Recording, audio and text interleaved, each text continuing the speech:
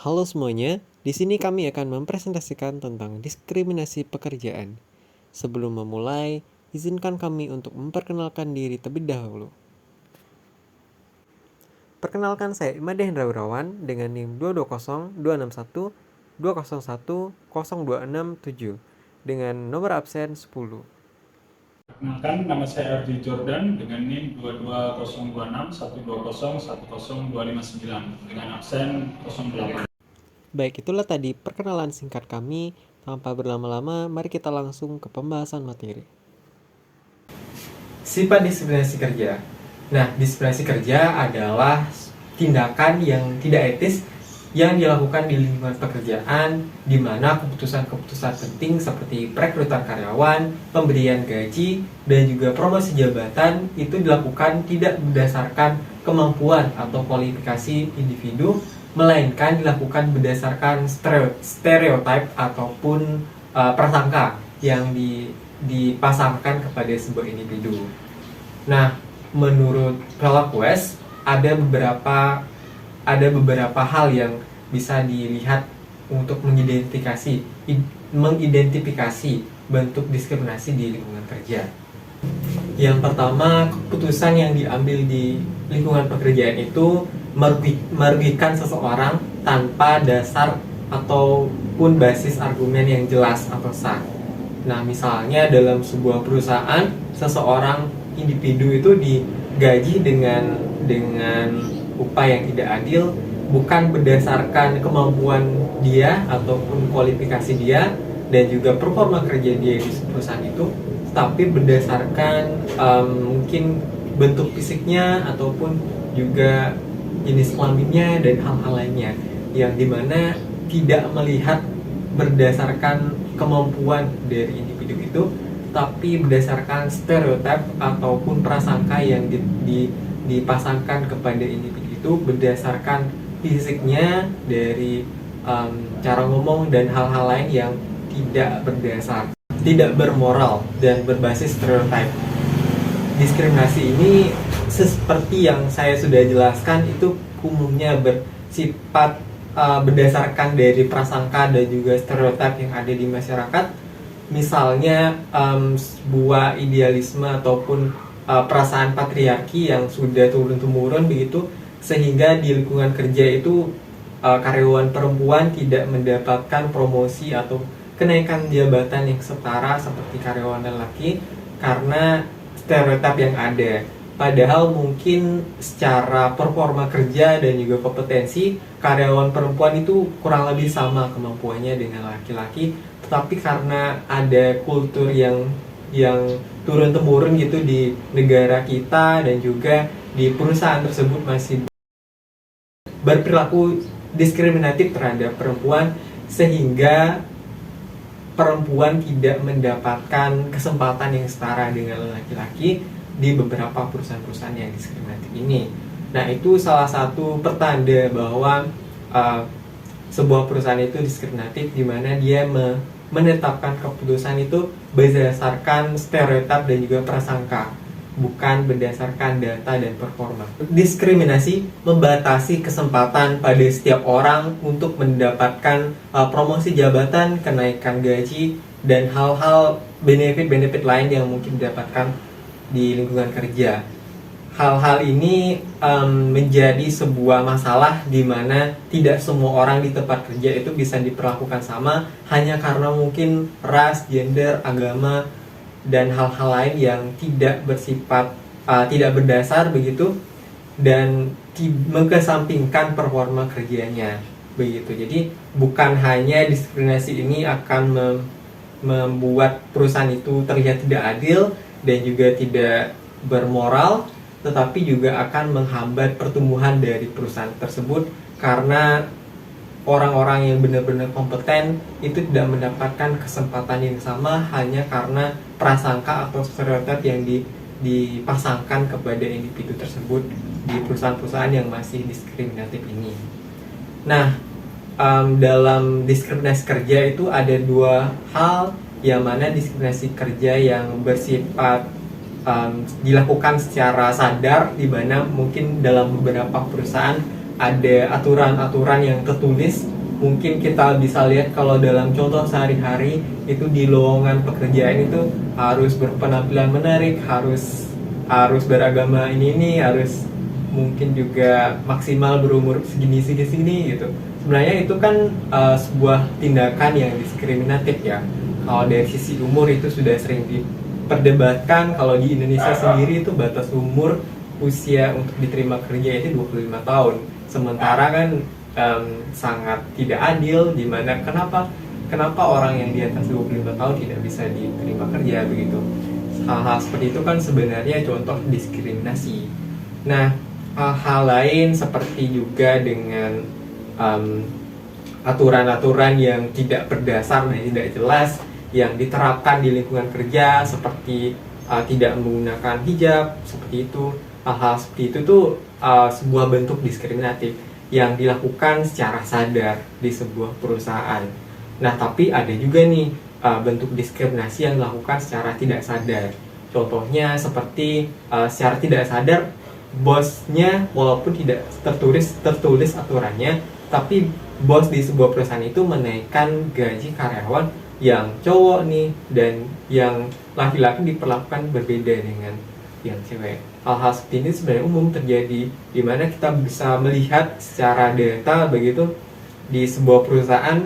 Kebanyakan yang mendapatkan posisi-posisi strategis itu kebanyakan cowok bukan cewek, walaupun memiliki kemampuan yang relatif sama, tapi karena secara tidak sadar di sebuah perusahaan itu memperlakukan karyawannya secara diskriminatif dengan melihat gender, ras, dan hal-hal lainnya, sehingga di sebuah perusahaan itu menjadi tidak terlalu produktif dan mungkin akan jadi masalah ke depannya seperti itu. Nah, dua hal ini di mana diskriminasi yang dilakukan secara sadar maupun tidak sadar itu sama saja tidak etis. Nah, menurut Caleb West ada 3 pendekatan utama dalam melihat diskriminasi. Yang pertama berdasarkan utilitas. Kalau berdasarkan utilitas, diskriminasi itu adalah sebuah tindakan yang sangat tidak produktif, di mana kita membatasi kemampuan individu dalam melakukan sesuatu. Yang kedua adalah hak. Jika seseorang diperlakukan secara tidak adil berdasarkan gender, agama, ras, ataupun hal-hal lainnya, itu sangat bertentangan dan sangat tidak bermoral, di mana seharusnya semua individu itu diperlakukan secara adil. Yang ketiga ada bentuk keadilan. John Rawls mengatakan semua manusia ataupun individu harus mendapatkan hak dan juga kesempatan yang sama, di mana diskriminasi itu membatasi hal ini dengan membedakan individu berdasarkan gender, usia, dan lain-lain, sementara seharusnya mereka itu dinilai berdasarkan meritokrasi dan juga kemampuan. Jadi diskriminasi sangat bertentangan dengan prinsip keadilan John Rawls. Baik, terima kasih atas waktu yang diberikan. Yang selanjutnya saya akan membahas tentang praktik diskriminasi. Menurut Velasquez tahun 2005, tindakan-tindakan yang dianggap diskriminasi adalah sebagai berikut. Yang pertama ada rekrutmen. Perusahaan-perusahaan yang sepenuhnya bergantung pada referensi verbal para pegawai saat ini dalam merekrut pegawai baru cenderung merekrut pegawai dari kelompok ras dan seksual yang sama dengan yang terdapat dalam perusahaan. Bila tenaga kerja dalam suatu perusahaan hanya terdiri dari pria kulit putih, maka kebijakan perekrutan pegawai baru cenderung akan mendiskriminasi kelompok kaum minoritas dan kaum perempuan. Yang kedua ada screening. Kualifikasi pekerjaan dianggap diskriminasi jika tidak relevan dengan pekerjaan yang akan dilaksanakan. Misalnya, mensyaratkan lulusan SMU atau sarjana atau membawa surat untuk pekerjaan-pekerjaan manual di mana tingkat dropout kelompok minoritas secara statistik relatif tinggi. Yang ketiga ada kenaikan pangkat. Proses kenaikan pangkat, kemajuan kerja dan transfer dikatakan diskriminatif jika perusahaan memisahkan evaluasi kerja pria kulit putih dengan pegawai perempuan dan pegawai dari kelompok minoritas. Yang keempat ada kondisi pekerjaan. Pemberian gaji dikatakan diskriminatif jika diberikan dalam jumlah yang tidak sama untuk orang-orang yang melaksanakan pekerjaan yang pada dasarnya sama. Jika diskriminasi masa lalu atau di tradisi budaya saat ini menciptakan klasifikasi pekerjaan yang tidak profesional dalam menempatkan pegawai perempuan atau minoritas, maka perlu dilakukan langkah-langkah untuk memberikan kompensasi dan keuntungan yang sebanding dengan klasifikasi lain. Yang kelima ada PHK.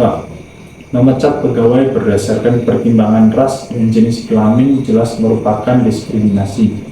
Bentuk diskriminasi lain dan tidak terlalu mencolok lainnya adalah kebijakan pemutusan hubungan kerja yang didasarkan pada sistem senioritas di mana pegawai perempuan dan minoritas menempati tingkat senioritas paling rendah akibat diskriminasi masa lalu. Berikutnya ada pelecehan seksual. Menurut Velasquez 2005, kaum perempuan merupakan korban dari salah satu bentuk diskriminasi yang terang-terangan dan koersif. Rayuan seksual yang tidak diinginkan, permintaan untuk melakukan hubungan kontak, verbal atau fisik lainnya yang sifatnya seksual merupakan pelecehan seksual, dan tindakan tersebut untuk mengganggu pelaksanaan pekerjaan seseorang atau menciptakan lingkungan kerja yang diwarnai dengan kekhawatiran, sikap permusuhan atau penghinaan. Selanjutnya ada tindakan afirmatif. Untuk menghapus pengaruh-pengaruh diskriminasi di masa lalu, banyak perusahaan melaksanakan program-program tindakan afirmatif yang dimaksudkan untuk mencapai distribusi yang lebih representatif dalam perusahaan dengan memberikan preferensi pada kaum perempuan dan kelompok minoritas. Inti dari program afirmatif adalah penyelidikan yang mendetail atas semua klasifikasi pekerjaan dasar dalam perusahaan untuk menentukan apakah jumlah pegawai perempuan dan minoritas dalam klasifikasi kerja tertentu lebih kecil bila dibandingkan dengan tingkat ketersediaan tenaga kerja di wilayah tempat direkrut. Program tindakan afirmatif secara umum dikritik dengan alasan bahwa upaya memperbaiki kerugian akibat diskriminasi masa lalu. Program itu sendiri juga menjadi diskriminatif baik rasial maupun seksual. Argumen yang digunakan untuk membenarkan program-program tindakan afirmatif dalam menghadapi kecaman dapat dikelompokkan ke dalam dua bagian. Yang pertama ada menginterpretasikan perlakuan preferensial yang diberikan pada kaum perempuan dan minoritas untuk suatu bentuk kompensasi atas kerugian yang mereka alami di masa lalu. Yang kedua ada menginterpretasikan perlakuan preferensial sebagai suatu sarana guna mencapai tujuan-tujuan sosial tertentu. Argumen kedua memfokuskan hal-hal baik di masa yang akan datang dan kesalahan masa lalu dianggap. Yang selanjutnya ada tindakan afirmatif sebagai kompensasi. Rangkaian argumen kedua yang ditunjukkan untuk mendukung program-program tindakan afirmatif didasarkan pada gagasan bahwa program-program tersebut secara moral merupakan instrumen yang sah untuk mencapai tujuan-tujuan yang secara moral juga sah. Tujuan dari program tindakan afirmatif yang pertama adalah mendistribusikan keuntungan dan beban masyarakat yang konsisten dengan prinsip-prinsip keadilan distributif. Yang kedua adalah untuk menetralkan bias untuk menjamin hak yang sama untuk memperoleh kesempatan bagi kaum perempuan dan minoritas. Untuk hambatan utama yang dihadapi oleh pembenaran utilitarian atas program tindakan afirmatif, yang pertama adalah berkaitan dengan persoalan apakah biaya sosial dari program tindakan afirmatif lebih besar dari keuntungan yang diperoleh. Yang kedua ada yang lebih penting, para penentang pembenaran utilitarian atas program tindakan afirmatif mempertanyakan asumsi bahwa ras merupakan indikator kebutuhan yang tepat. Selanjutnya ada penerapan tindakan afirmatif dan penanganan keberagaman. Para penentang pembenaran utilitarian atas program tindakan afirmatif mempertanyakan asumsi bahwa ras merupakan indikator kebutuhan yang tepat. hal yang dipertimbangkan dalam pengambilan keputusan dalam program tindakan afirmatif. Yang pertama adalah jika kriteria ras dan jenis kelamin yang digunakan, hal ini akan mengarahkan pada perekrutan pegawai yang tidak berkualifikasi dan mungkin akan menurunkan produktivitas. Yang kedua, ada banyak pekerjaan yang memiliki pengaruh-pengaruh penting pada kehidupan orang lain. Yang ketiga, ada para penentang menyatakan bahwa program tindakan afirmatif akan membuat negara kita menjadi negara yang diskriminatif. Yang selanjutnya ada strategi menghadapi diskriminasi. Salah satu cara paling efektif untuk mengatasi diskriminasi adalah pendekatan proaktif yang mendorong pengetahuan dan mempromosikan keberagaman. Menurut Mulyaningsih dan Hermina tahun 2017, cara terbaik untuk mengatasi diskriminasi bukan hanya dengan mengandalkan mekanisme hukum, tetapi juga mengedukasi masyarakat mengenai pentingnya keberagaman dan kesetaraan di berbagai kehidupan. Langkah-langkah mengatasi diskriminasi, yang pertama adalah meningkatkan edukasi dan kesadaran. Pendidikan mengenai keberagaman harus diperkenalkan sejak dini, baik di lingkungan sekolah, universitas, maupun dunia kerja. Pelatihan dan seminar tentang inklusivitas dapat membantu mengubah pola pikir masyarakat mengenai kesetaraan. Yang kedua adalah meningkatkan kebijakan rekrutmen yang adil dan inklusif. Perusahaan yang harus mengadopsi kebijakan rekrutmen berbasis kompetisi dan kualifikasi, bukan berdasarkan faktor-faktor subjektif seperti gender atau agama. Beberapa praktik terbaik rekrutmen inklusif meliputi melakukan tinjauan CV secara buta dan memastikan proses rekrutmen nyaman dan dapat diakses oleh semua. Yang ketiga ada membangun budaya kerja yang inklusif. Lingkungan kerja yang mendukung keberagaman akan membantu menciptakan tempat kerja yang lebih harmonis dan produktif. Perusahaan dapat mengadakan program mentoring dan pelatihan untuk mengatasi bias di tempat kerja. Yang terakhir ada mendorong kampanye sosial. Kampanye tentang keberagaman melalui media sosial dan platform publik dapat ditingkatkan kesadaran masyarakat tentang pentingnya menghapus diskriminasi. Baik, itu saja pembahasan dari kelompok kami. Mohon maaf jika ada salah kata maupun kata yang kurang jelas. Mohon maaf, dan saya tutup. Terima kasih.